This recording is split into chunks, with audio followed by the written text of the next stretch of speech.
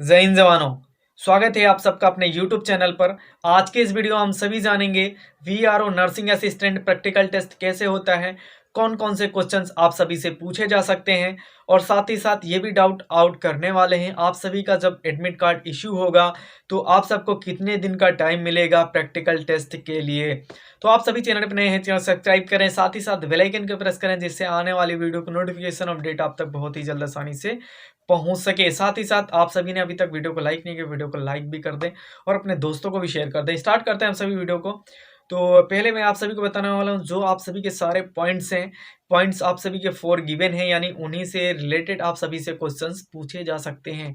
तो पहला जो आप सभी का क्वेश्चन था, जो आप सभी का एडमिट कार्ड इश्यू होगा प्रैक्टिकल टेस्ट के लिए, तो जब आपका इश्यू होगा, इश्यूइंग डेट से लेकर के आप सभी को 1 महीने के आसपास का टाइम दिया जाता है प्रैक्टिकल टेस्ट के लिए। प्रैक्टिकल टेस्ट में 4 पॉइंट्स में आप सभी का पहला पॉइंट है वो है आप सभी का टूल्स एंड इक्विपमेंट रिलेटेड। तो इसमें आप सभी ने जितने भी सारे टूल्स यूज़ किए हैं या स्टडी किया है उनके बारे में, उनसे रिलेटेड क्वेश्चंस पूछे जाएंगे। तो सबसे पहले क्या होता है, आप सभी जब एंटर करते हैं, यानी पहले दिन जब आपको प्रैक्टिकल टेस्ट वाला पहला दिन होता है, उनमें आप सभी का डीवी होता है। डीवी के बाद आप सभी को जिनका फर्स्ट 25 या फर्स्ट 15 या हाँ, ये ऐसे ही होता है, फर्स्ट 25 या फर्स्ट 15 ऐसे आप सभी का पहले दिन डीवी हो जाता है। डीवी के नेक्स्ट डे आप सभी को प्रैक्टिकल टेस्ट के लिए बुलाया जाता है। फिर जो और सारे कैंडिडेट बचे रह जाते हैं उनका अगले दिन डीवी होता है। ऐसे वहाँ का प्रोसेस चलता है। ओके, या हो सकता है ऐसा कि पहले ही दिन डीवी आपका हो जाए, अगले दिन आपका प्रैक्टिकल एक साथ हो जाए।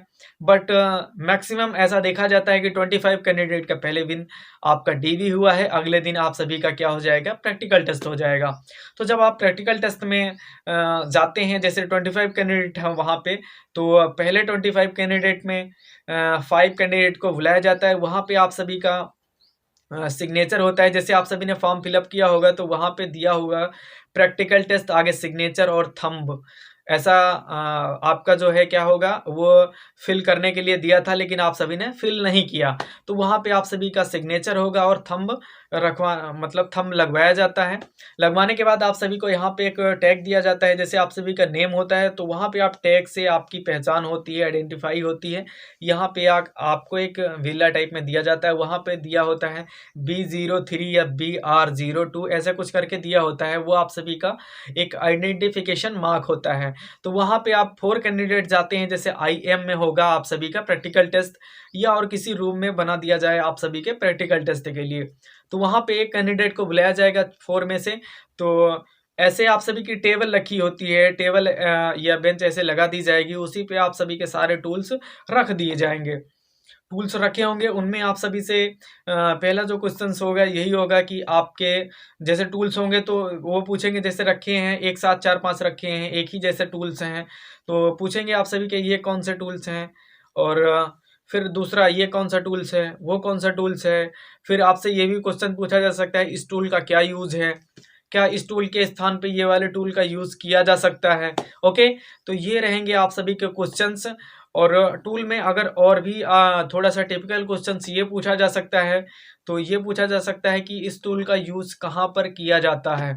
नेक्स्ट जो आप सभी का क्वेश्चन रहेगा वो मेडिसिन रिलेटेड रहेगा, मीन्स ये मेडिसिन किसके लिए यूज़ की जाती है, और साथ ही साथ ये भी पूछा जा सकता है ये मेडिसिन सही है या नहीं। ओके, चलिए नेक्स्ट है आप सभी का जो थर्ड पॉइंट है वो है इमरजेंसी का, यानी इमरजेंसी के टाइम में कहने को क्या करना होगा। जैसे इमरजेंसी होती है, जैसे फायर यानी आग लग जाती है क्लिनिक या हॉस्पिटल में, तो आप सभी को क्या करना होगा इमरजेंसी टाइम में। तो इमरजेंसी टाइम में होता यूँ है कि एक इमरजेंसी पॉइंट होता है।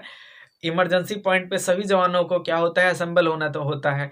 जैसे आप सभी का मूवमेंट होगा सिलेक्शन होने के बाद, तो वहाँ कोई भी एरिया होता है जहाँ पे आपका मूवमेंट होता है, या यहाँ बीआरओ गिरिफ पुणे में भी एक असेंबल पॉइंट, यानी अलग-अलग जगहों के लिए एक असेंबल पॉइंट होता है कि अगर आग लगती है या कोई कुछ होता है तो सभी जवानों को एक जगह पे इकट्ठा होना है। वहीं पे आप सभी का क्या होता है, फॉलिंग होती है, यानी आप सभी की काउंटिंग होती है। तो वो हो गया आपका इमरजेंसी पॉइंट।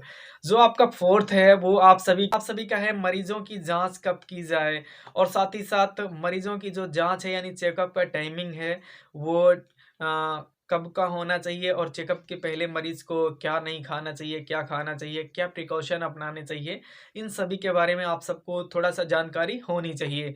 और सबसे बड़ी बात ये है जो आपको आए उसी का आंसर देना है या उनका सबसे पहले ये क्वेश्चन्स होता है कौन-सा प्रोफेशनल डॉक्टर है, यानी जो प्रोफेशनल कौन-सा है, किसी हॉस्पिटल में काम कर रहा हो, किसी क्लिनिक में काम कर रहा हो। यदि आपने काम किया है या कर रहे हैं तभी आपको हैंड्स अप करना है या बताना है, नहीं आपको और भी अपर लेवल के क्वेश्चन्स आपसे पूछे जाएँगे। तो आपको जनरली जो प्रिपेयर करके गए हैं अगर आता है तो वही बताना है आप सबको, ज़्यादा इब्बट नहीं करना है और आपको अपना आंसर देना है जो कन्फर्म है, कमांड एकदम होना चाहिए। ऐसा नहीं है कि वो ये कह दें तो आप बदल जाएँ। आपने जो आंसर दिया है उस मतलब उसी पे आप सभी को क्या करना है, कमांड रखने हैं, ऐसा नहीं कि आपको दोबारा बदल जाना है। तो ये आपका प्रैक्टिकल टेस्ट रहता है, मीन्स इंटरव्यू टाइप ही रहता है, ओके?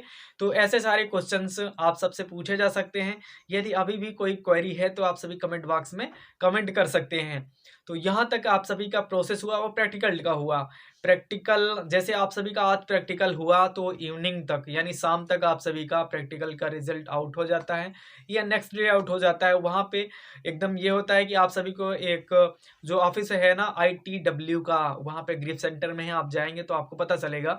वहाँ वहीं पे आप सभी को सामने खड़ा किया जाता है लाइन से 1 2 3 1 2 3 वहीं पे आप मतलब कैमरे के सामने फ्रंट ऑफ कैमरा आप सभी का प्रैक्टिकल टेस्ट भी होता है और वहीं पे आप सभी का रिजल्ट भी आउट हो जाता है प्रैक्टिकल टेस्ट का। वहाँ पे आप सभी को बताया जाता है कि कौन-कौन से कैंडिडेट पास हुए हैं और कौन फेल हुए हैं, ये ट्रेड टेस्ट का रिजल्ट होता है। तो वहाँ पे आप सबको सिग्नेचर भी कराया जाता है, यदि फेल हैं तो उसके सामने आपका रहेगा, पास हैं तो उनका रहेगा। वहाँ पे अ, फेल होने वालों को बाहर कर दिया जाता है और एक कट ऑफ बनाई जाती है। जब आपका प्रैक्टिकल टेस्ट का फाइनल हो जाता है तो एक कट ऑफ बनाई जाती है। तो पहले तो आपको पास फेल वालों को अलग किया जाता है, फिर दूसरे दिन मैक्सिमम 1 दिन आप सभी का लगता है। दूसरे दिन आप सभी का 4 बजे के आसपास यानी इवनिंग में 4 बजे के आसपास आप सभी की फाइनल मेरिट लिस्ट तैयार हो जाती है। मीन जितने जो रिटन वाले हैं, रिटन में जिनके ज़्यादा नंबर्स हैं और ट्रेड टेस्ट क्वालीफाई हैं, उन सभी का नाम उसमें आता है। ये आप सभी को वीआरओ वेबसाइट पे देखने को मिल जाता है। आप सबको बताएँगे इवनिंग में आप सभी का रिज़ल्ट, जैसे हम लोग का आया था वो रिज़ल्ट आ गया था 4 बजे तक, तो आप सबका भी ऐसे हो जाएगा। इवनिंग में आप सबका रिज़ल्ट आउट हो जाएगा वीआरओ वेबसाइट पे। तो ये रहा पूरा यानी संपूर्ण प्रोसेस। तो अभी भी कोई डाउट है नर्सिंग असिस्टेंट के लिए जो आपको प्रैक्टिकल टेस्ट रिलेटेड है, तो आप सभी क्या कर सकते हैं, कमेंट बॉक्स में कमेंट कर सकते हैं। जय हिंद, जय भारत। और हाँ, एक और बात बतानी ये रह गई है आप सबको कि आप सब पीईटी के लिए क्या करना होगा। पीईटी के लिए केवल रनिंग होती है, तो रनिंग में आप सभी कोई भी शूज़ जो आप सभी के लिए कंफर्ट लगे खरीद सकते हैं। 10 मिनट में 1600 मीटर, ये ज़्यादा कोई नहीं है, आप सभी पैदल भी दौड़ेंगे तो दौड़ सकते हैं, ओके।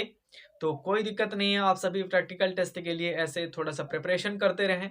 आप सभी यदि आपसे पूछे गए 10 क्वेश्चंस में 6 या 7 क्वेश्चंस का रिप्लाई भी कर लेते हैं, तब भी कोई दिक्कत नहीं है। अगर 5 भी कर ले गए, तब 50 मीन्स आप सभी का 50 आंसर्स चल जाता है, कोई दिक्कत नहीं होती, ओके। जय हिंद, जय भारत।